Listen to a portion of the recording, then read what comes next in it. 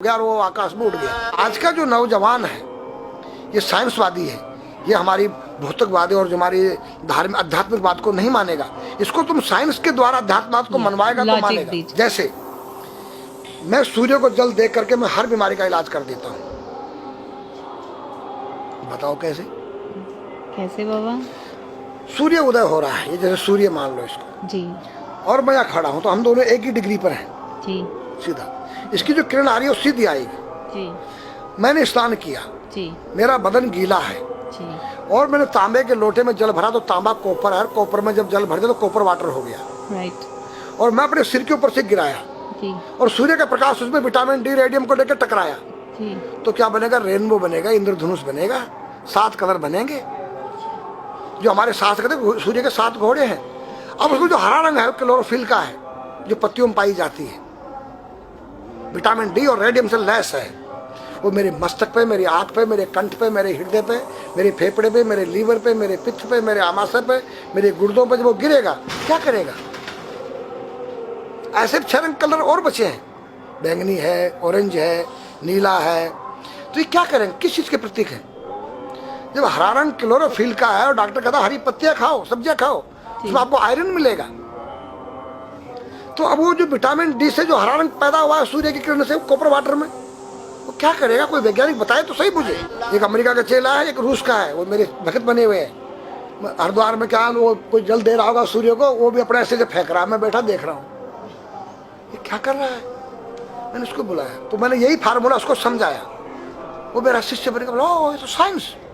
मस्तिष्क पर तिलक क्यों लगाते हो इस जगह पर? पहले लगता है पीला, फिर लगता है लाल, फिर लगता है सफेद। 3 कलर क्यों लगते हैं? काला क्यों नहीं लगता? चौराहे पे 3 बत्तियां हैं, जी देखा होगा। जी। लाल क्यों है? फॉर डेंजर स्टॉप, खतरा है, या डेंजर, खड़े हो जाओ, खतरा है। जी। पीला देखो, चलना नहीं है, हाँ, देखो रेडी रहो, देखो। और सफेद चल, सफेद तो हाँ, चावल लगा रखे ना मैंने सफेद, हाँ, वहाँ हरा है, वहाँ हरा है, रेडी टू गो। हरा गो है। सफेद अगर युद्ध हो रहा है, गोलियां चल रही, सफेद झंडा लहरा दिया जाए, पीस, शांति का प्रतीक है। चावल ठंडा होता है। और हमारी यहाँ पर सुषमणा नाम की नाड़ी है जी। लाल कलर है कि तुम इस योग सहयोग में आके तुम बैठ सकते हो कि नहीं? ये माहौल तुम्हारे योग्य है या नहीं? या जुआ चल रहा है, या शराब पी जा रही है, क्या तुम बैठ सकती हो? देखो पीला कलर है, देखो, आना नहीं, जाना नहीं, देखो। ओ खतरा है या ठीक नहीं है, चलो। और सफेद शांति जी। क्या यहाँ शांति है, बैठ सकते हैं। तो ये हमारी जो है संस्कृति में एक वैज्ञानिक है। जब हम खाते हैं गैस बनती है, तो चावल जब पानी में भीगे बाद ठंडा हो जाता है और हमारी सुषुम्ना नाड़ी पर जब लग गया है तो उस नाड़ी को ठंडा करने लग गया है। उस नाड़ी से कोई गर्म गैस को ऊपर चढ़ने नहीं देगा। और हमारे सिर ब्रह्मांड में, हमारे सिर के अंदर कोई ऐसी वायु गैस जाकर तुम्हारे सिर को परेशान नहीं कर सकता है। तो मेरे पास जितने हमारे शास्त्र पुराण ग्रंथ हैं ये साइंस है। मैं साइंस के द्वारा इन वैज्ञानिकों को समझा सकता हूँ और रगड़ा सकता हूँ। कहा जाता है कि नागा बाबा जो हैं वो कुंभ मेले के बाद विलुप्त हो जाते हैं, ऐसा कुछ है क्या? ऐसा नहीं है। जैसे हम गंगोत्री धाम हिमालय में रहते हैं जी, वहाँ मुझे हिमालय पसंद आया जी। क्यों? कि तुम गर्मी से बचने के लिए तुम्हारे रूम में एसी लगी है जी, ठंडा पानी पीने के लिए तुम्हारे पास कृत्रिम जो है फ्रिज लगा है जी, हवा लेने के लिए तुम्हारे को पंखे या कूलर जो है कृत्रिम लगे हैं। लेकिन भोलेनाथ बाबा ने मेरे लिए नेचुरल एसी लगा रखी है और नेचुरल फ्रिज लगाया है, नेचुरल पंखे लगे हैं।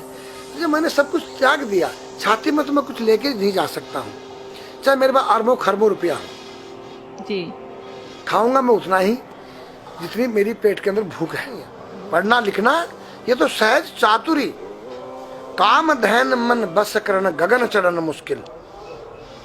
काम धैन मतलब अपने वीर्य को कंट्रोल करना, अपने मन को कंट्रोल करना और अपने प्राण को ब्रह्मांड में यहाँ ले जाना।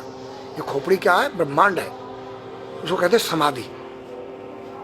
सारे शरीर के प्राणों इकट्ठा करके इस ब्रह्मांड में मस्तिष्क में ले जाके बैठ जाना, जिसको ब्रह्मरंध्र कहते हैं, उस गुफा के अंदर। ये 3 वस्तु मुश्किल है, बाकी सब आसान है। अपरिग्रह मतलब उतना रखो जितना तुम्हें आवश्यकता है, अधिक मत रखो। अब तुम अष्टांग योग जो है पतंजलि लगा रहे हो और व्यापार बिजनेस चालू है, मेरी दूध को ले लो, टूथपेस्ट ले लो, अब मेरा आयुर्वेदिक अंडरवियर आ गया है। मैंने बोला वो कैसा है कि मैंने गंगा जल में जड़ी बूटे के रस में धागे भिगोए थे तब बनाया था। और मेरा दावा है कोई कितना योग कर ले कोई स्वस्थ नहीं रह सकता है, क्यों? खान पीन तुम्हारा केमिकल, वायु में तुम्हारा केमिकल, पानी में तुम्हारा केमिकल। अब जो तुम आरओ का पानी नहीं पी रहे हो उसके पानी के गुण ही नष्ट हो गए सब। उत्तर को सिर करके सोना क्यों मना किया है साइंस ने? हमारे शास्त्र मना करते हैं। हम उत्तर को सिर करके सोएंगे, दक्षिण को पैर करके। हम जब उठेंगे तो हमारी दृष्टि कहाँ? दक्षिण की तरफ जाती है। दक्षिण में यम का वास होता है।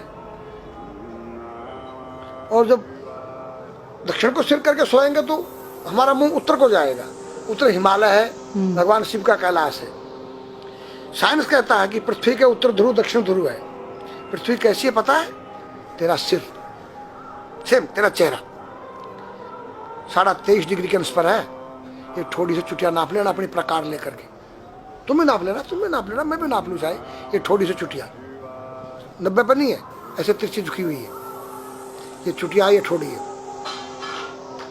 66.5 डिग्री का कोण बनाती है। तो ये जो चुंबक मैग्नेट पावर है उत्तर से नॉर्थ से साउथ तक, हम जब सिर उत्तर की तरफ करेंगे तो ये नॉर्थ है, वो नॉर्थ है। नॉर्थ को नॉर्थ धक्का मारेगा तो तुम्हारे दिमाग में और तुम्हारे हार्ट में डिस्प्रोजन होगा और बैलेंस बिगाड़ेगा। इसलिए साइंस में कहता है कि उत्तर की ओर सिर मत करो, और हमारे शास्त्र भी कहते हैं कि उधर मत करो, नीचे उधर दक्षिण की तरफ यम का वास है, उनकी तरफ दृष्टि पड़ती उठते ही।